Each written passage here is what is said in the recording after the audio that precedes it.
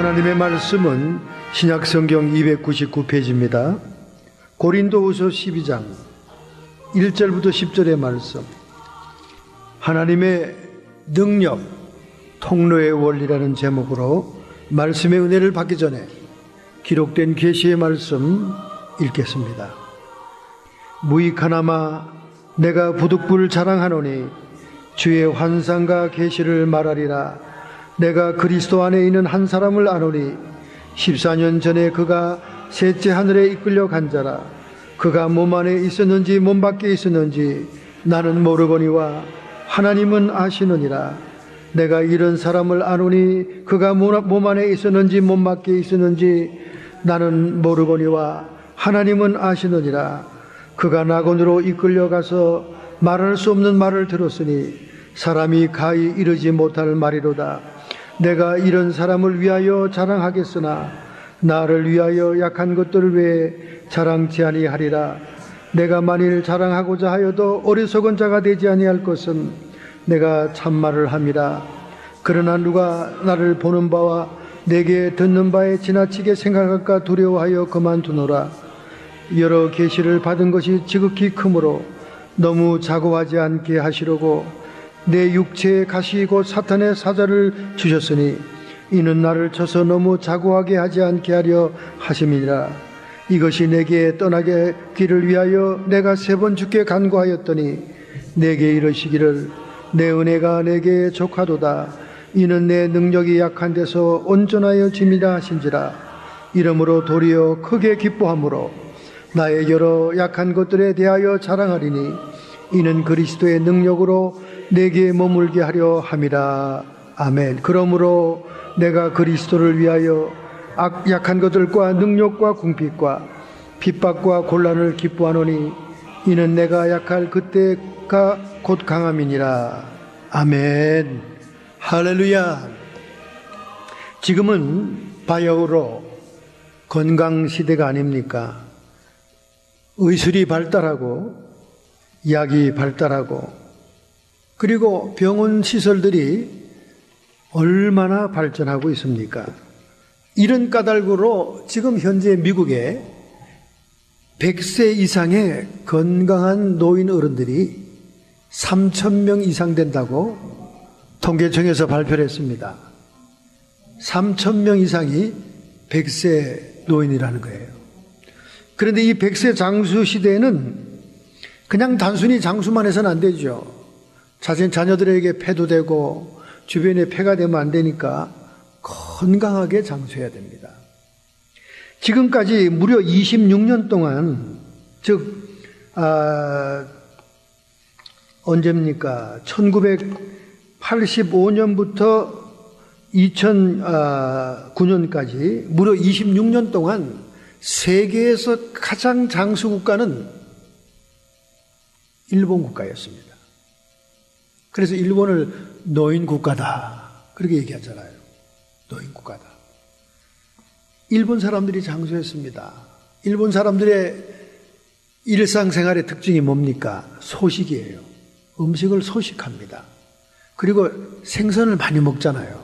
스시가 그 주식이니까. 또 그들이 그 식사 참 시답지 않게 해 보면 굉장히 그 소식하고, 그리고 그분들은 항상 남에게 폐를 안 끼치는 것이 아주 덕의 최고로 생각합니다. 폐를 끼치지 않은 그런 삶을 사는 것으로 이제 그렇게 하는데, 우리 주변에도 보면 이렇게 식당에서 셰프로 일하는 사람들 보면 정말 일본 사람들 진국이에요. 우리 한국 사람들은 3개월을 못 넘기고 자리를 옮깁니다. 그리고 또 왜 그렇게 또 이간질들을 많이 하는지 몰라요. 그런데 일본 사람들은 남이 어떠든 말든 말없이 묵묵히 한 장소에서 10수년들을 일합니다. 그리고 뭐 난체도 안 하고 있는 척도 안 하고, 참으로 여러 가지 면에서는 일본 사람들이 좋은 면이 많아요. 우리나라를 지배했다는 것만 빼고는 정말 일본 사람들이 그런 그 겸양한 민족이라서 그런지 26년간 좌우지간 세계 최고의 장수국가였습니다.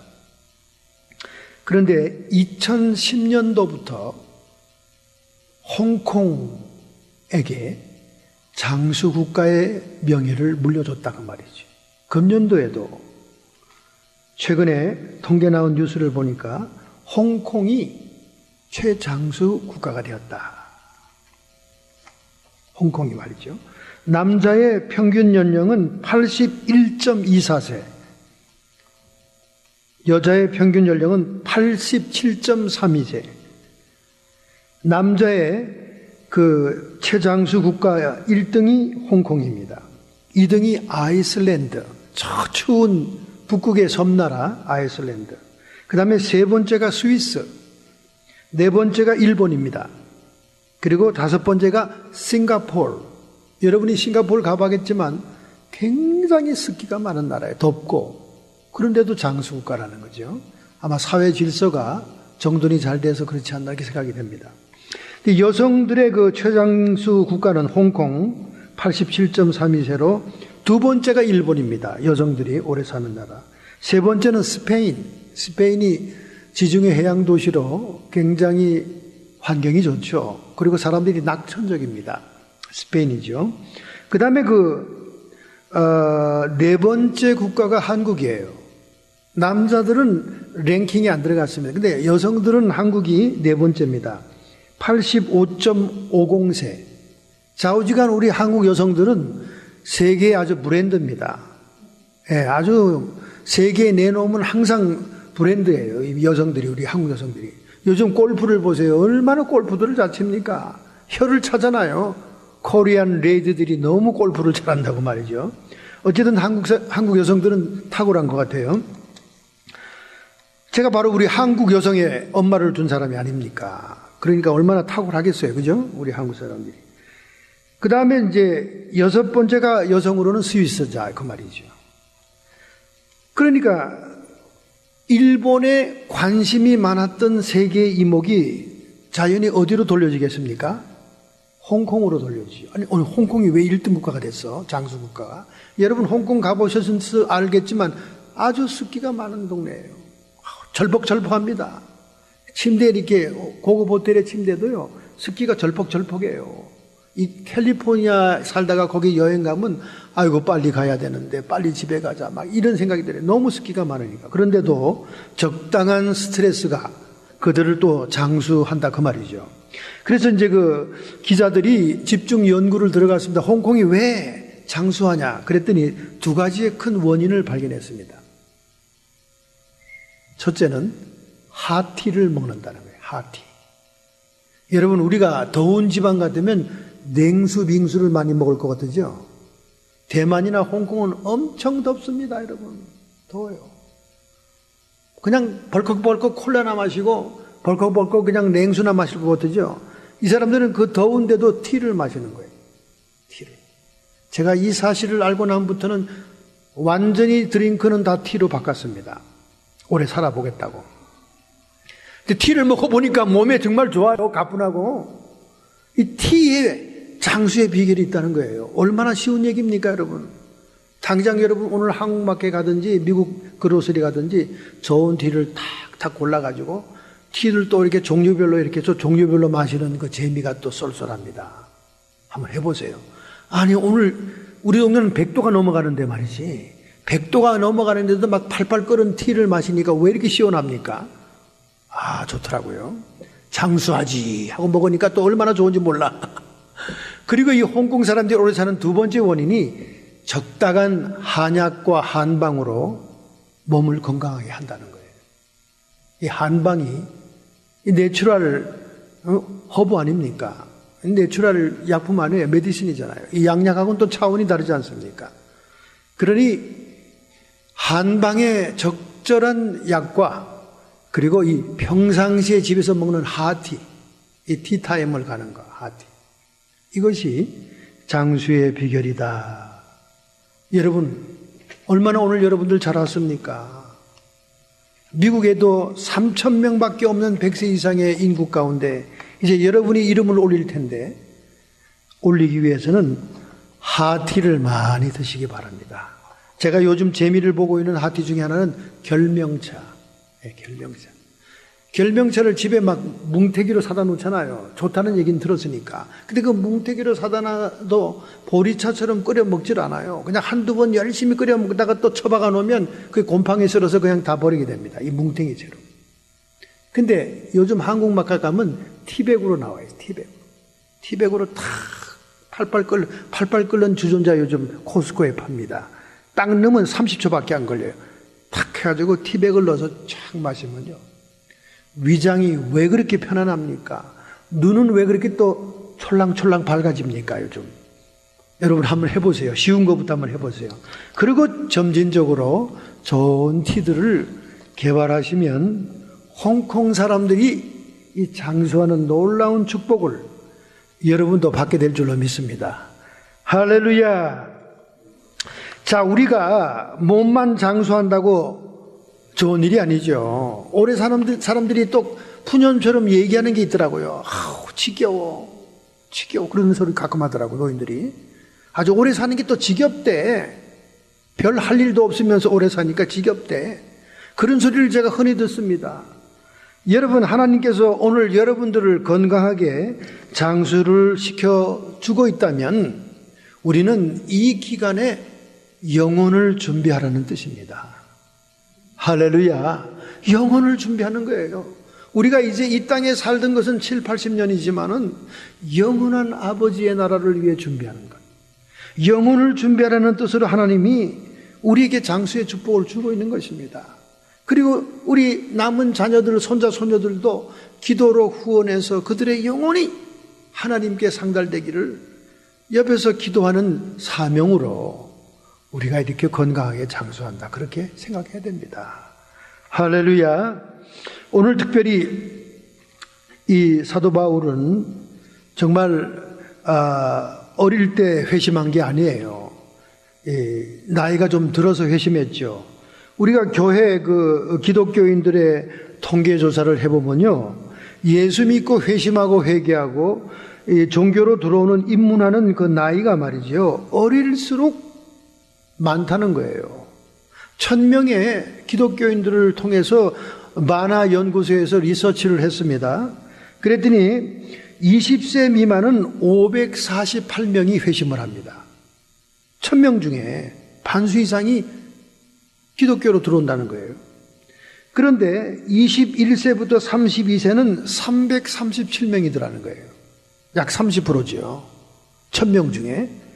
그 다음에 31세부터 40세는 몇 명이 오냐? 96명이 들어오더라는 거예요. 10%밖에 안 되는 거예요.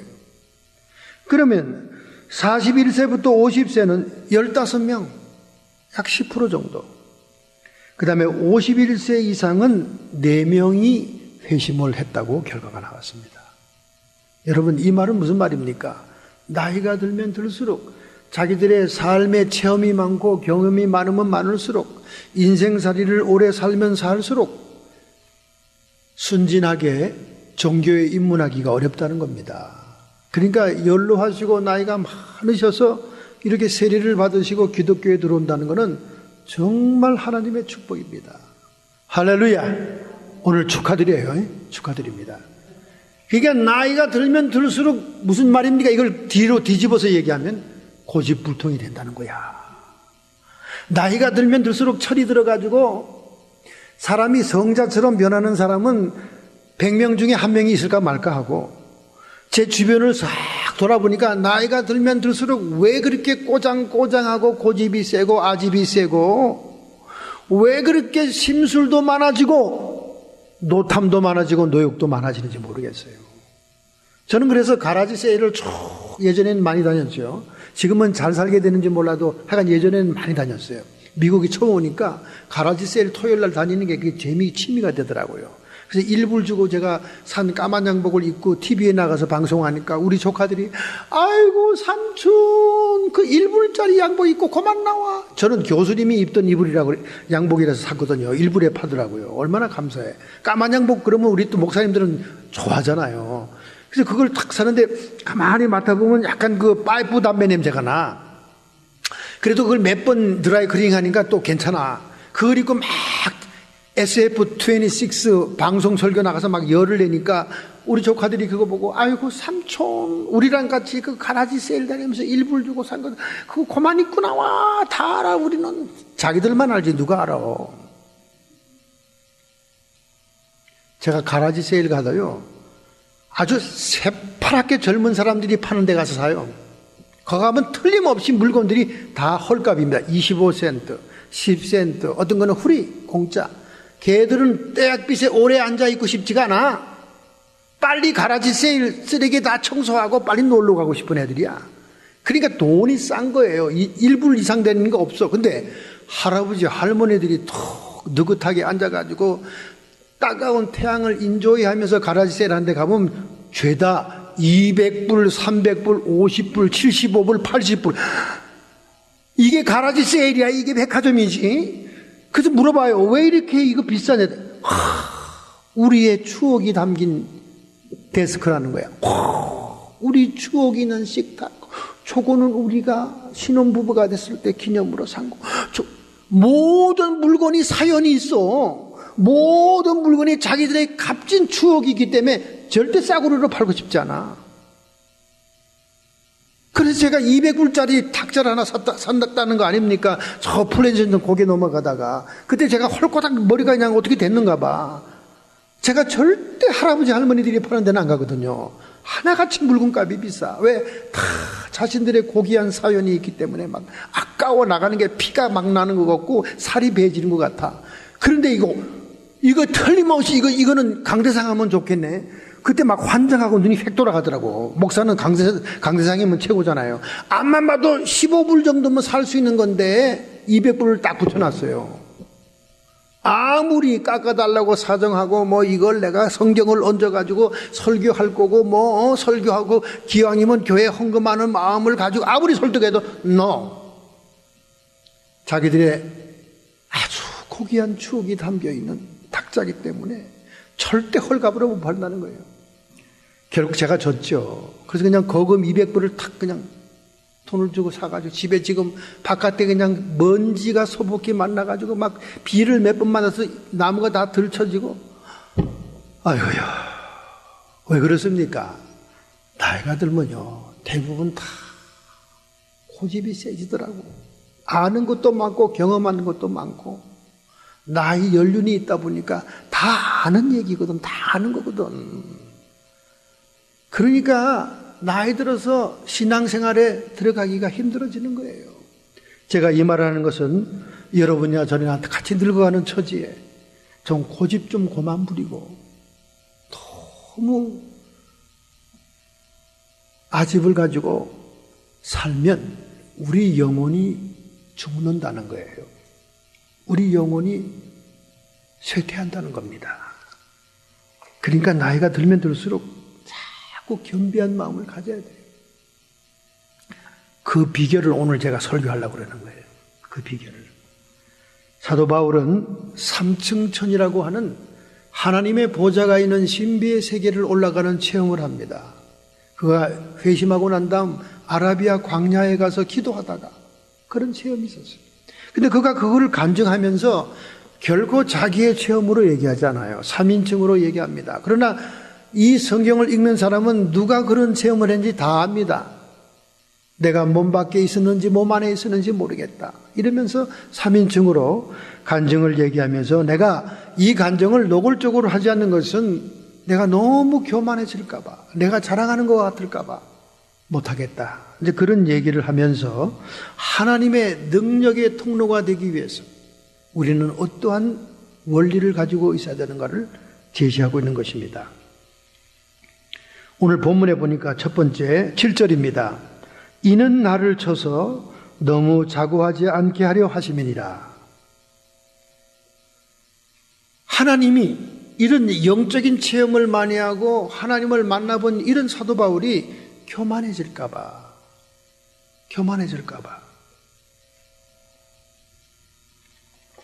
자기 몸을 쳤다는 겁니다. 여기 이제 자고한다는 말이 헬라 말로 휘페라이로라고 하는데 들어 올린다 그런 말이에요. 자기 우월성을 과시한다. 오늘날 우리 영적인 체험을 많이 하는 기독교인들이 간증하다가 자기를 너무 드러내고 자랑하잖아요. 그 우월성을 가시하는 것이 자고한다 그 말이죠. 자고는 다른 말로 교만입니다. 이 사도 바울이 자기가 너무 그냥 특별한 사람이라서 하나님이 자기를 많은 체험을 줬다는 자고할까 봐 하나님이 육체의 가시를 보냈다. 사탄의 사자를 보냈다. 그렇게 얘기합니다. 육체의 가시라는 것은 사도 바울에게 있었던 만성질환을 얘기합니다. 사도 바울이 가졌던 만성질환이 무엇이냐? 몇 가지 견해가 있어요. 첫째, 안질이다. 아주 그 눈에 고쳐지지 않은 안질이 있어서 이 글자를 잘 못 봤어요. 그래서 이 글자를 항상 편지를 누가 신라나 뭐 누가 다른 사람이 대피를 해야 됩니다. 대피를. 그리고 사도 바울을 편지로 만나지 않고 직접 대면하면요, 말도 서툴고 사람의 생김새도 별로 호감이 가는 얼굴이 아니었던 것 같아요. 그래서 편지를 받는 성도들이 뭐라 그럽니까? 너는 편지를 보면 굉장히 힘이 있고 권위가 있는데 실제 만나보면 그냥 사람이 추치추치한 게 별로더라. 이렇게 얘기하는 거예요. 이 사람이 만성질환이 있었기 때문에 누가라고 하는 헬라의 의사를 데리고 다녔어요. 통역자로. 의사가 항상 옆에 있어야 됩니다. 그래서 많은 성경학자들은 의사가 상시 대기해야 될 병이 뭐냐? 간질병이라고 얘기합니다, 여러분. 여러분, 그 당시에는요, 그 당시 고대 사회는 간질병이 굉장히 많았습니다. 여러분이 그 로마의 역사를 보고 아시겠지만 그 시저 아시죠? 시저. 로마를 통일한 시저. 그리고 황제에 등극했지만 얼마 못 있어 그 브루투스 원로원에서 칼로 맞아 죽잖아요. 이 시저가 그렇게 막강한 독재자였는데 불구하고 간질병이 있었어요. 그래서 그 적들은 그가 간질을 할 때 살해하자 이렇게 모함을 꾸미기도 했던 거예요. 그 당시에는 이 간질병이 굉장히 많았습니다. 그래서 이 사도 바울도 간질병이 있었던 게 아니냐, 그런 그 힌트가 성경 구석구석에 있습니다. 그러니까 의사 누가가 항상 옆에, 왜냐하면 간질 발작이 일어나면 입에다 뭐 헝겊이나 이런 뭘 물려줘야 되죠. 이빨이 다 부서지니까. 그 다음에 뭐 또 아무데나 막 쓰러지니까 그걸 누가 옆에서 이렇게 또 해줘야 되죠. 저도 많이 봤어요. 간질 발작이 일어나면. 기도원에 올라올 환자들 또는 뭐 길거리에 이런 시골에 기차 탔는데 역에서 많이 봤죠. 지금은 약이 굉장히 발달해서 이 뇌의 그 신경계통의 질환인 걸 알아가지고 그걸 억제하고 또 치료까지 하죠. 지금은 굉장히 치료가 잘 되고 있습니다. 그런 만성질환으로 바울의 약혼을 푹 죽였다 그 말이에요. 바울이 손수건 가지고도 귀신이 떠나가고 병을 고친 자입니다. 그런데 막상 자기의 질병은 고치지 못했어요. 하나님께 그 질병이 너무 복음을 전도하는데 걸림돌이 되니까 거두어달라고 3번 나가서 기도했다는 거 아닙니까? 오늘 본문에 그게 나오잖아요. 근데 주님이 고쳐주지 않는 거예요. 내가 도리어 약할 때 강함이라. 약한 것을 자랑해라. 주님이 그런 음성을 들려주잖아요. 그래서 사도 바울은 깨달은 거예요. 나에게 많은 영적인 체험과 세상의 박식한 지식과 그리고 가문도 좋은 가문이잖아요. 베냐민 지파의 다소는 로마 시대의 3대 도시입니다. 알렉산드리아, 로마, 다소예요. 길리기아 다소는 로마 시대의 3대 도시였어요. 그 다소 지방에 로마 주민도 아니면서 로마 시민권을 부여받은 가문이다. 그러면 대단히 부유한 집안이고 유력한 집안이었다는 뜻이에요. 그러니까 어릴 때부터 로마 시민권을 가지고 자란 이 사도 바울이 심지어 예루살렘의 가멜리엘이라고 하는 최고의 랍비 밑에서 수제와 같이 공부를 하는 사람 아니에요. 그러니까 세상적으로 봐도 학문이 뛰어나고 가문을 봐도 뛰어나고 지파를 봐도 베냐민 지파 모든 것이 뛰어나니까 하나님이 자고할까 봐 거기다 영적인 체험까지도 많으니까 만성질병을 고쳐주지 않았다는 거죠. 그 병이라도 하나 있어야 아이고 나는 환자지. 그거 겸손하고 기적을 보고 병이 치료하는 걸 보고도 자기가 모든 병을 다룰 수 있는 그런 교만에 들지 않는다 그 말이죠. 우리 하나님이 교만을 제거하기 위해서 그에게 약점을 남겨두었다는 겁니다. 그래서 베드로전서 5장 5절, 야고보서 4장 6절 10절, 하나님이 교만한 자를 물리치고 겸손한 자에게 은혜를 주시느니라. 하나님은 교만한 자를 물리치시고 겸손한 자에게 은혜를 주신다. 주 앞에서 낮추라. 그리하면 주님께서 너를 높이리라. 여러분과 제가 하나님의 능력의 통로가 되고 하나님께 영광을 돌리는 통로가 되기 위해서는 교만하지 말아야 돼요. 교만을 제거해야 됩니다. 우리의 삶도 교만하지 말아야 돼요. 아무리 돈을 많이 가지고 있다도 검소한 삶을 살아야 돼요. 남에게 너무 자랑하지 말아야 돼요. 드러내지 말아야 돼요. 우리 라이프도 심플 라이프가 돼야 됩니다. 그래서 집도 정리가 잘 돼야 돼요. 정리가 잘 돼. 버릴 건 다 버려야 됩니다. 분기별로 버릴 거 있으면 다 끌어내야 돼요.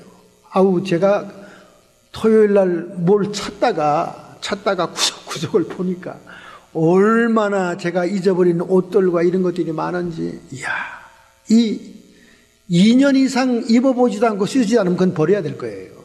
버려야 됩니다, 여러분. 우리 모든 생활도 심플하고 단순해야 됩니다. 이게 겸손한 삶이에요. 그리고 요일을 정해서 구석구석 내 손이 안 가는 곳을 청소해야 됩니다. 청소를 한꺼번에 다 하려고 그러면 아예 처음부터 질려가지고 손을 못 대는 거예요. 그러나 요일별로 청소하는 데를 정해놓으면요, 차근차근 스텝 바이 스텝 모든 것이 깨끗해질 수 있습니다. 그러니까 사람들을 어디에 유인할 때, 신앙에, 성경 공부에 유인할 때도 스텝 바이 스텝으로 유인해야지 처음부터 와장창 큰 얘기를 하면 못 따라와요. 못 따라. 제가 박사 공부한 것도요, 박사 공부하는 전체 시간을 다 따지고 전체 돈을 다 따지면요, 엄두를 낼 수가 없어요. 학비가 어마어마하게 비쌉니다. 사립대학원이니까. 그런데 저를 지도하는 교수가 스텝 바이 스텝으로 저를 유인한 거예요. 이번 학기는 장학금이 있다. 다음 학기는 디스카운트 해준다. 이러면서 스텝 바이 스텝으로 유인하니까 스텝 바이 스텝으로 따라가다 보니까 다 끝나고 나니까 그냥 엄청난 댐바가지를 썼더라고. 처음부터 그걸 다 X를 정해놓고 들어가면요, 아무도 엄두를 낼 사람이 없는 거예요. 그러니까 우리 집안의 라이프 스타일도 마찬가지예요. 오늘은 변소 화장실만 집중적으로 청소하는 날, 다음은 거실만 하는 날, 이렇게 정해놓으면요, 일주일 내내 모든 집이 반짝반짝입니다. 그런데 어지러놓고 해놓고 정신 사납게 해놓고 이걸 다 한꺼번에 지우려고 그러니까 생긴 대로 살아! 이러면서 뒤집어 누워있는 거예요, 소파에. 그런 분들이 우리 교포사의 태반들입니다. 제가 목사니까 얼마나 신방을 많이 다녔겠어요.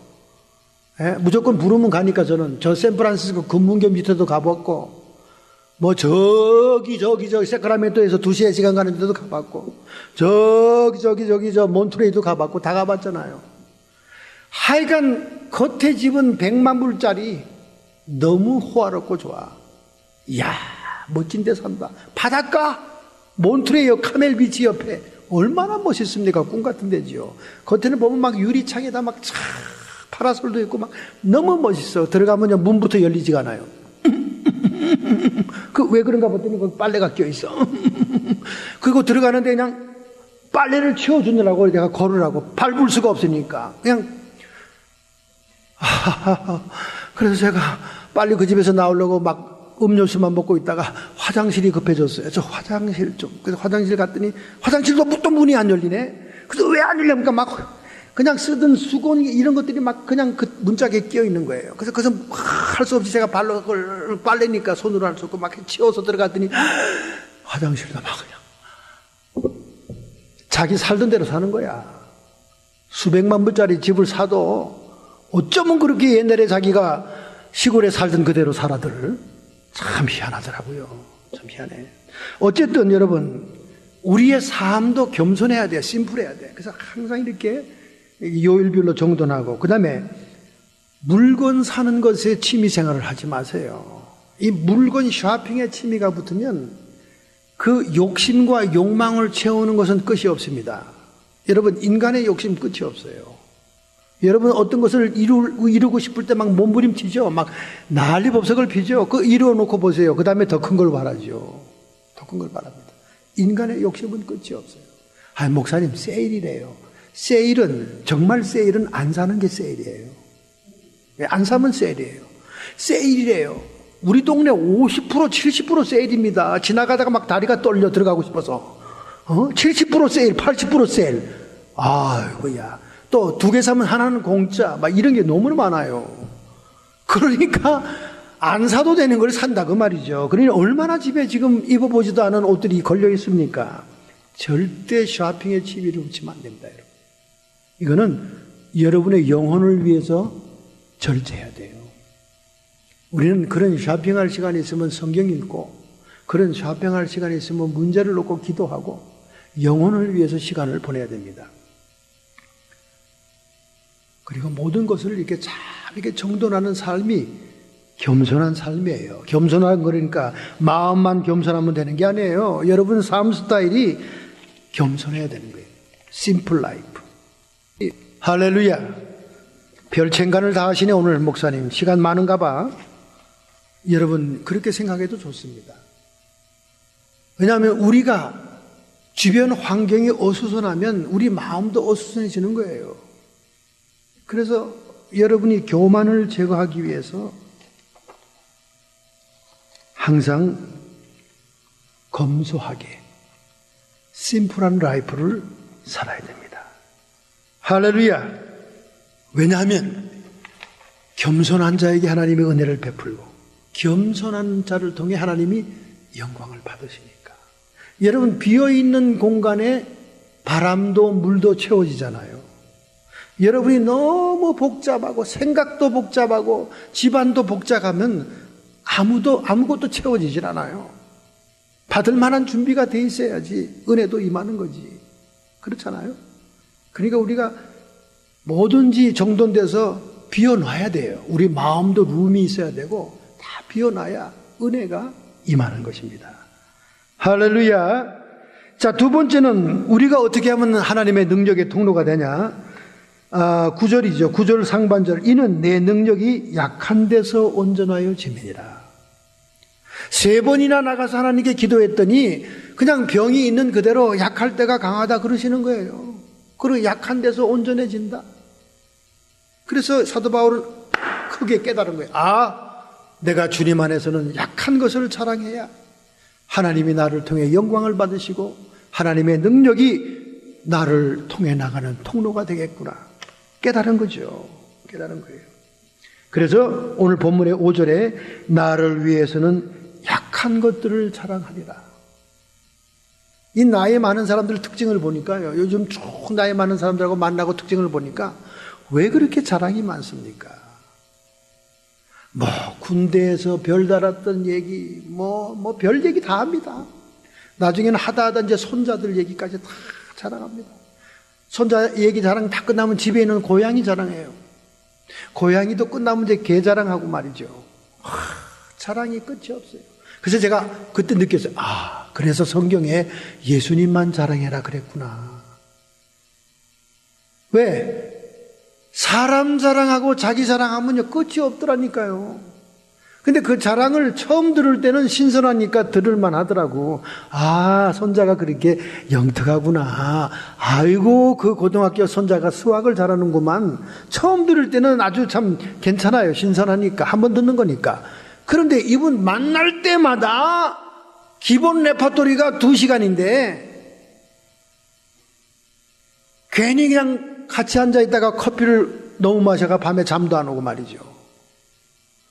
그래서 그냥 할 수 없이 끝에는 이렇게 제가 토를 붙입니다. 저는 이 토 붙이기를 좋아하고 바른말 하기를 좋아하니까. 저 장로님, 성경에 뭐라고 써있죠? 예수님만 자랑하라고 그랬잖아요. 우리 예수님만 자랑하고 끝냅시다. 이렇게 바른말을 톡 쏩니다, 제가. 그러면 제가 좀 지나쳤나요? 이러면서 머리를 박박박 꺾죠. 박박 꺾어요. 여러분, 사도 바울이 뭐라 그러면 내가 약한 것을 자랑하리라. 여러분 부흥에 초청받아온 강사들 말이죠. 대부분 대교회 강사들이 많아요. 그리고 사역도 크게 하는 분들이 많습니다. 그런 분들이 와서 강대상에서 자기 교회 자랑합니다. 그리고 자기가 얼마나 많은 거금을 가지고 건축을 했는지, 그리고 얼마나 많은 사람들이 변화되는지 막 자랑들을 해요. 그러면 은혜가 별로 안 오더라고.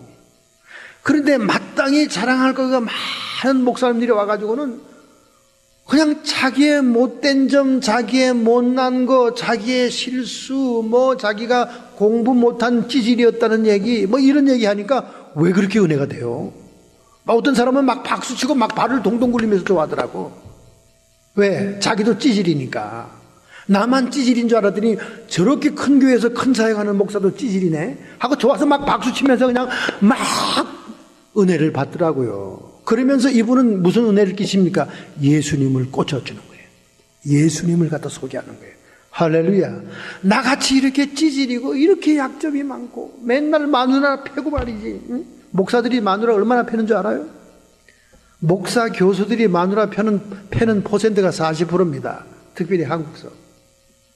왜? 바깥에서는 온갖 점잔을 다 떨잖아요. 바깥에서는 자기 직분과 신분에 맞게 살려고 얼마나 거룩한 행동합니까? 그러다가 스트레스 풀 데가 없잖아. 보자니 제일 그 행주가 약자거든. 거기다 다 풀어놓는 거예요. 풀다 안 되면 이제 손까지 올라가는 거지. 그런데 그런 실수까지도 고백하면서 하나님께 회개하는 마음으로 간증설교하는 목사님들 보면요, 밑에 있는 사람이 다 은혜 받아. 왜? 우리 한국 남자들 다 패봤거든. 한 번씩은. 아이고 저 목사님도 팼다가 회개하는구먼 하면서 막 다들 은혜 받더라니까. 그러니까 우리 예수 그리스도의 복음을 증거하는 데는 자기의 약점을 자랑하는 것밖에 없더라고. 제가 시골에 처음 전도사로 목회를 갔습니다. 얼마나 포부가 커요. 그때 또 1970년대 밀리그레암 목사가 여의도 광장에 왔잖아요. 거기 제가 맨 앞자리에서 그걸 지켜봤지 않습니까? 얼마나 폼나고 멋있어. 옆에 또 김장한 목사님이 얼마나 쇠소리로 또 번역을 잘합니까? 뭐 그랬습니다. 그랬습니다. 하면서 막 이야, 저는 그대로 폼을 잡고 시골에 가서 그렇게 설교를 했다 그 말이야. 그랬더니 전부 다 할머니 시골에 모내고 온 사람들이 다 졸더라고. 아니 빌리그리암에 와서 지금 설교하는데 이 사람들이 왜 이렇게 졸고 나자빠졌어? 정말 화나더라니까요. 전도사 때 저는 막 폼을 막 재면서 막 그대로 흉내내는 거. 여의도 광장에서 했던 뭐 빌리그리암의 설교를 막 폼을 그대로 잡아가면서 하는데도 다 자더라고.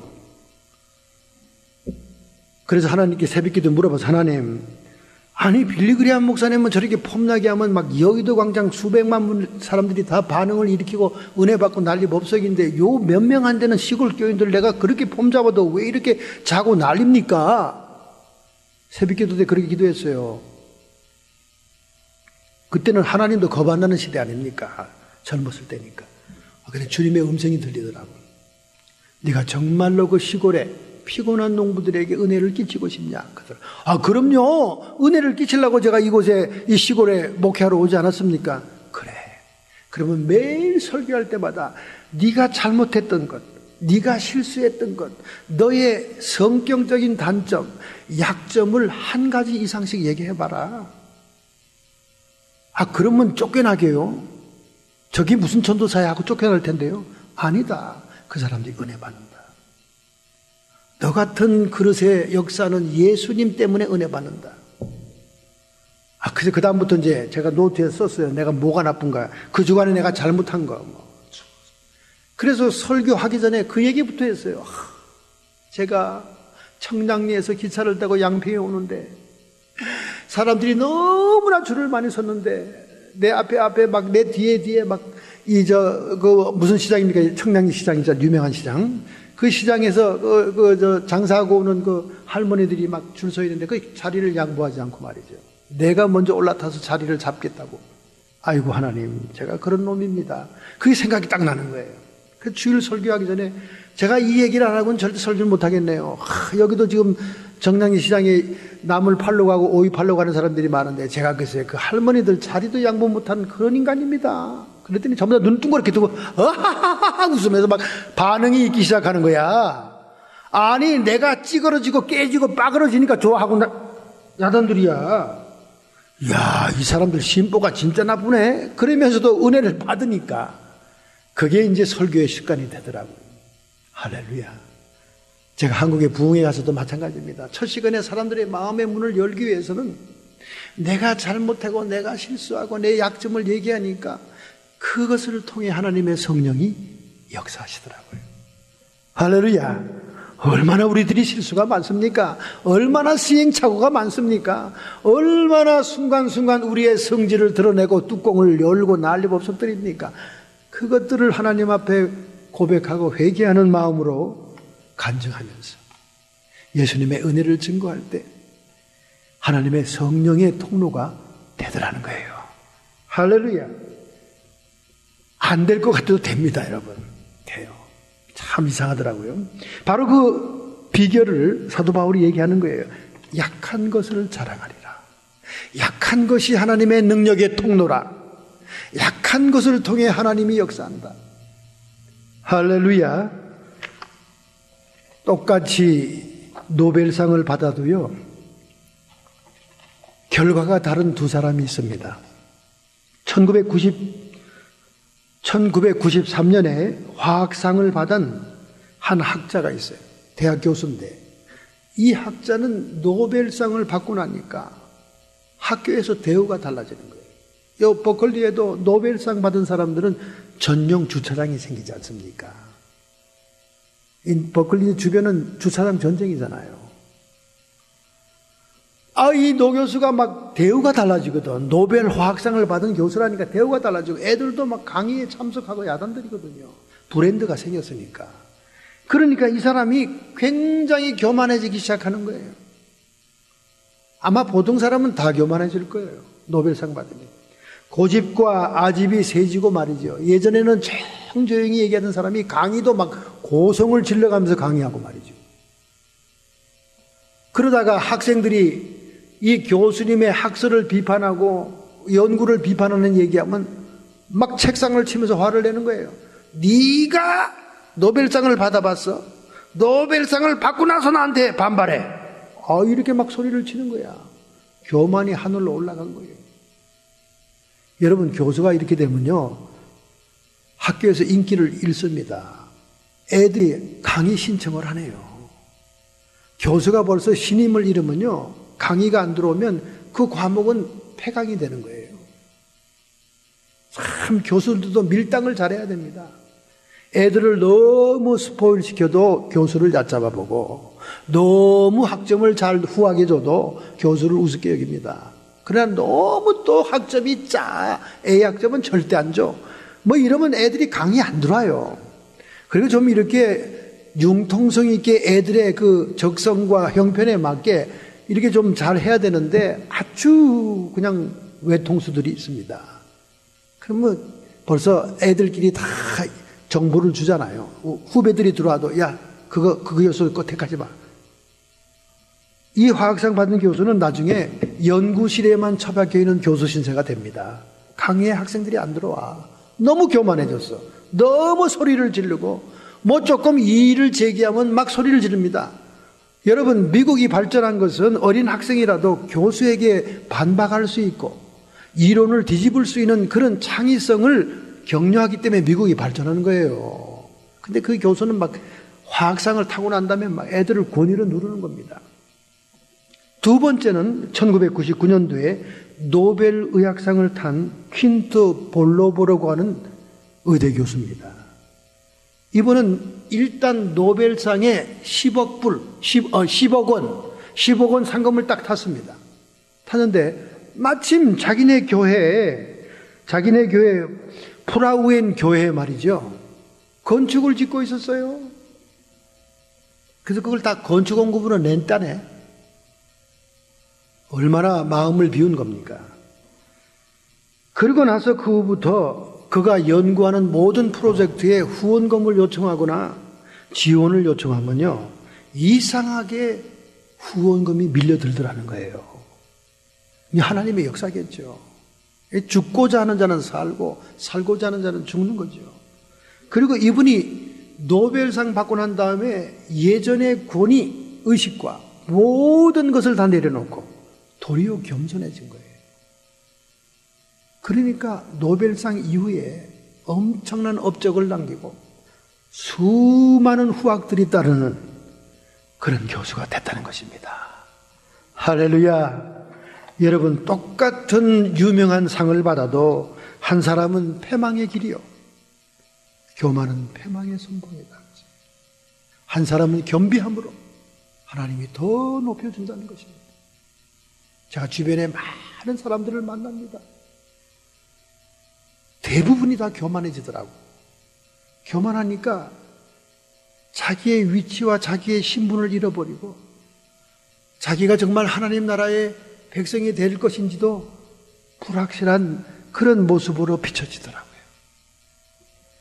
오늘 사도 바울이 하나님의 능력의 통로가 된 것은 하나님의 그의 육체의 가시를 제거하지 아니하므로 그를 자고하지 못하게 하여 교만하지 못하게 했고 겸손하게 했고, 그리고 도리어 자기의 약점과 아픈 것이 자랑이 되고 그 약한데 하나님의 능력이 통함으로 인해서 강한 복음 전파자가 되었던 것처럼 오늘도 우리의 삶 속에서 이러한 모습을 보여야 될 줄로 믿습니다.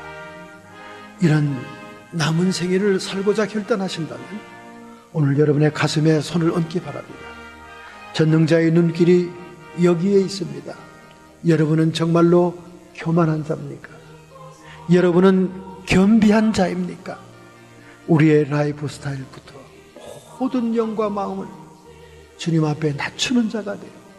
주님이 그 나라에서 높은 자라고 인정하는 상급이 있는 인생을 살아가야 될 줄로 믿습니다. 하나님 아버지, 오늘 저희들이 결단하고 결심합니다. 사도 바울이 갔던 길을 본받고자 합니다. 그는 자기가 원치도 않았지만은 육체의 가시로 인해서 스스로 교만하지 않고 겸비한 자가 되었고, 도리어 자기에게 있는 약점과 약한 것들을 자랑함으로 인해 하나님의 은혜의 통로가 되었습니다. 하나님, 저희들도 이 모범을 따를 수 있도록 오늘 저희들이 결단하고 결심합니다. 저희들을 붙잡아 주시옵시고 하나님의 은혜의 통로로 사용하여 주옵소서. 성도의 육체와 정신의 역사는 모든 질병들아, 예수님께서 빌라도의 뜰하게 채찍에 맞음으로 우리의 육체의 질고를 짊어지셨으니 이 시간 우리의 모든 육체에서 정신에서 떠나갈지어다. 악한 마귀 사탄 귀신의 세력들, 이미 예수님께서 십자가에 승리했으니 더 이상 우리를 회방하고 방해하지 말고 우리의 주변에서 사라질지어다. 오직 우리의 삶 속에 성령 안에서 의와 평강과 희락이 넘치므로 백세의 인생을 산다 할지라도 건강하고 평안하며 우리의 영혼을 준비하는 남은 생애가 되기에 주옵소서. 예수님의 이름으로 감사하며 축복하며 기도합니다. 아멘.